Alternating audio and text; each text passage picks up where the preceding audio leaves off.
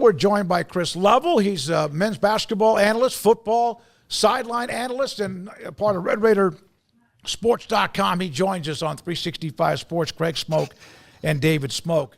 All right, what a year. What a great run for Grant McCastland and company. JT Toppin honored well, Chris, among others. Are they set for what you think can be a deep run if they just can be who they are? Well, I mean, there's really good teams that don't even make it out of the first weekend of the tournament, but they've played a really good brand all year. I think there's what I have witnessed kind of flourish, because I don't know.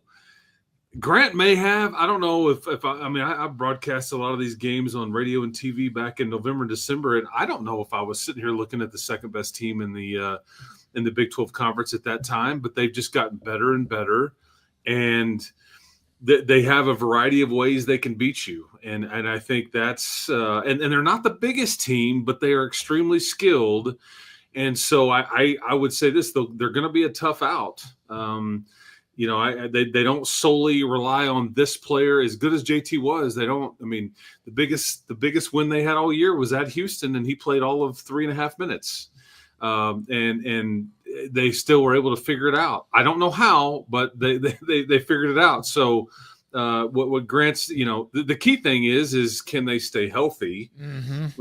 And I think that's why this week is a bit tricky for a variety of people across the country. But it's been a really fun team to watch improve, and I think they could cause some problems. Absolutely.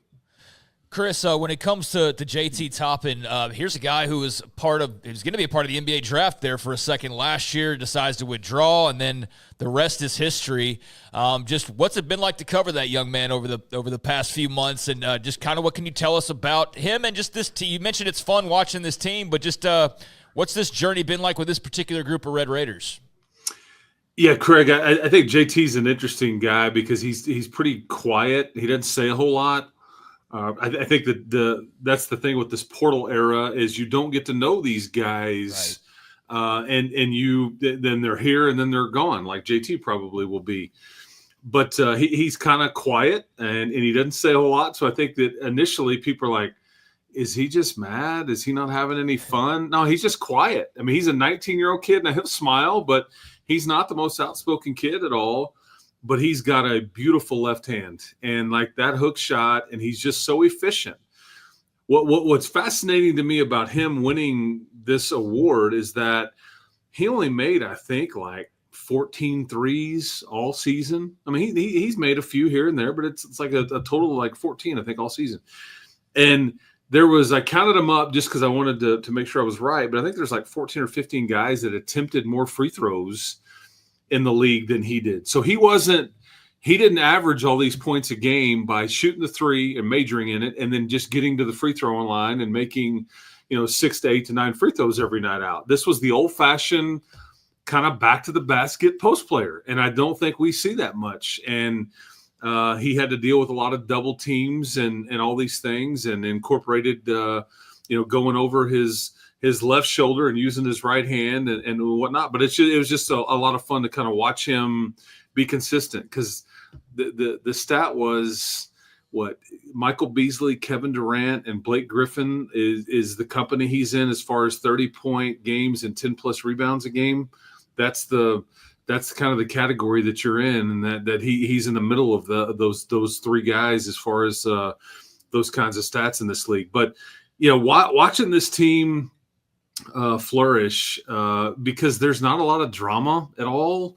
I think they all enjoy playing with each other. There's no, hey, look at me. They don't care who gets the credit. It's been pretty fun. And JT will get picked in the draft, but he's not, I don't know if he's a lottery pick or anything. So you're just kind of, I think you got slept on a little bit and you're the smaller group collectively. And so I think that a lot of people kind of, again, they looked at Iowa State or they looked at Cincinnati or they looked at whoever it was, Kansas. And again, you just kind of the 8-2 road record, though, is what's nuts. That's what is the single most impressive thing this group did is just win and win consistently away from home. You go win at Houston, you go win in Lawrence, and then all the tricky road trips that we had in between on these sleepy Tuesday nights, and you just didn't, rare was it that you didn't have it or show up. So it's been an impressive. And again, how does it end?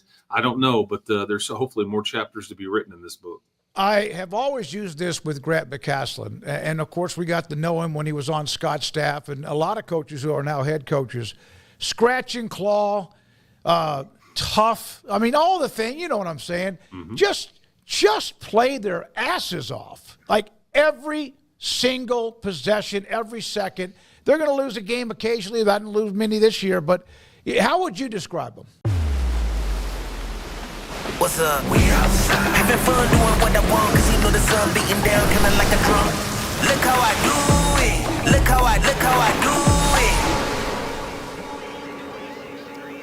Another beautiful day out there, folks, so get out there, but don't forget your sunscreen, UV and I just wanna have a good time. It's all on me. Pleasure's mine. The weatherman said it's the right time, so we gon' get it jumping till the night time. We gon' get it. We gon' get it. We gon' get it. We gon' get it. We outside. Yeah, I might just take a dive with it, feel alive with it, ride with it, cause I'm fly with it. Loud with the trouble, loud with the bass. No clouds in the way, smile on my face. Look how I do it. Look at me, look at me, look at me splash. Look at me, look at me, look at me splash. Look at me, look at me, look at me splash. Look at me, look at me splash. Yeah, well, and it's funny because Grant, he doesn't give an inch. He just he provides the juice. He demands that his staff provides the juice. They are very well prepared. But it's not the little engine that could. It's that you have really good players here, and you have some guys that'll play at some level professionally. Okay, but I think the best compliment you can give Grant is that in back-to-back years, he has squeezed everything he could out of the group that he's got, and I think that's the best compliment you can give a head coach. And I love watching him coach. He's again, people see this nice, guy that can read any room that he's in, and then you put him out there on the hardwood, man, and he's a bit of a maniac.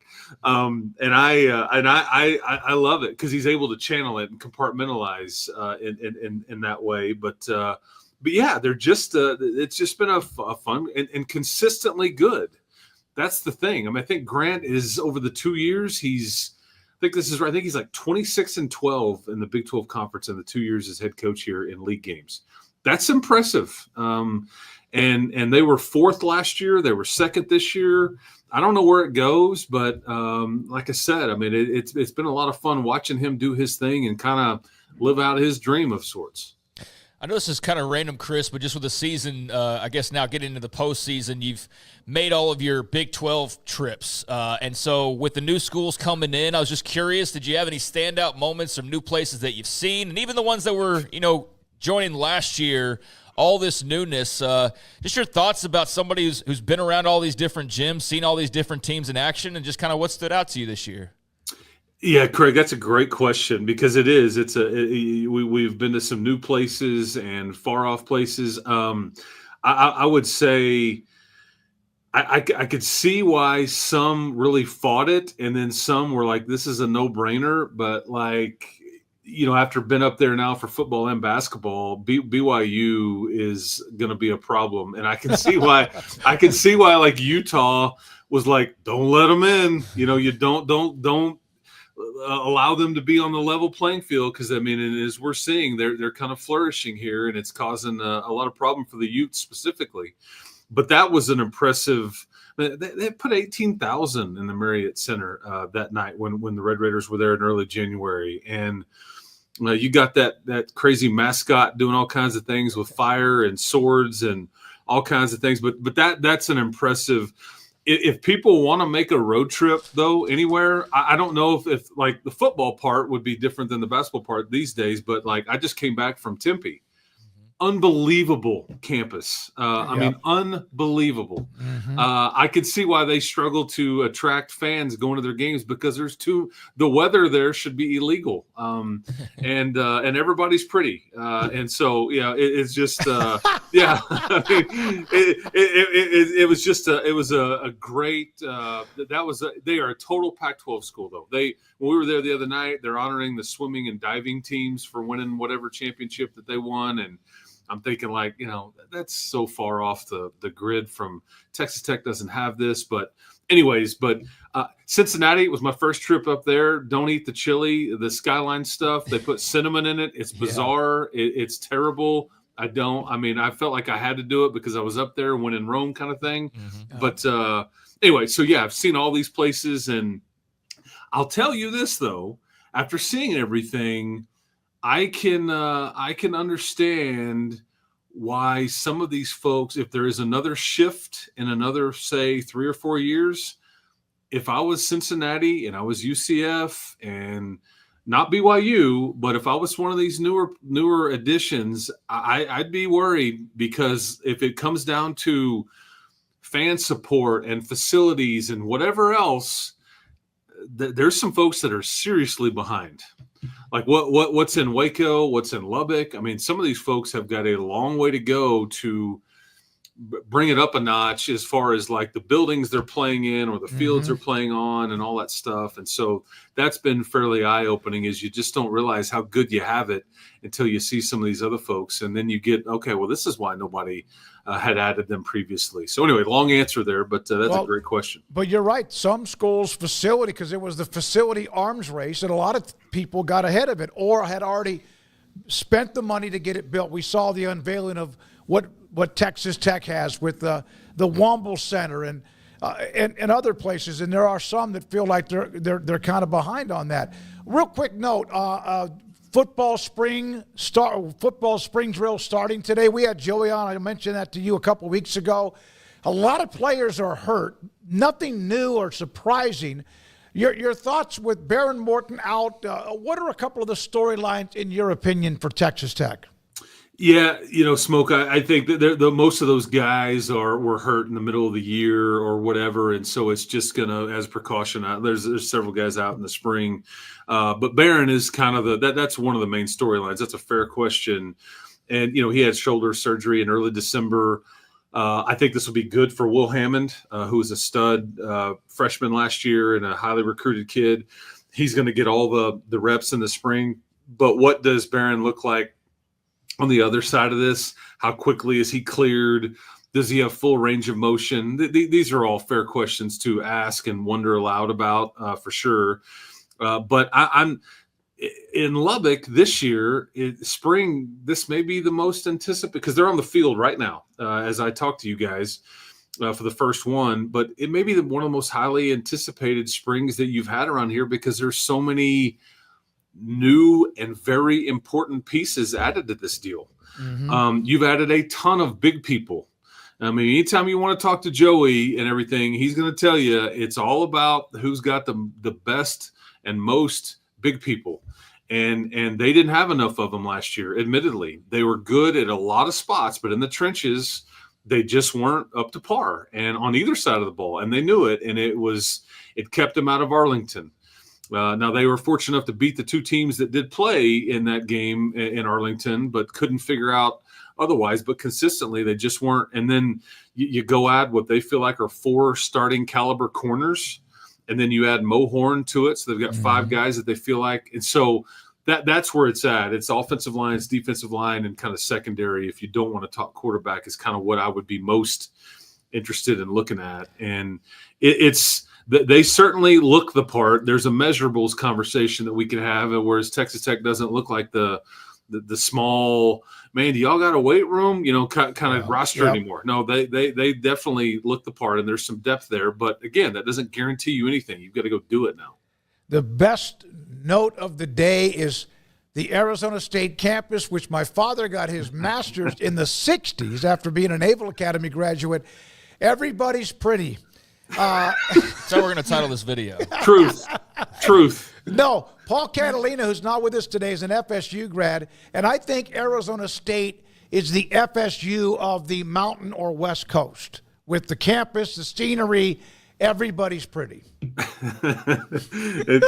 I tell no lies here. I tell no lies. Yes.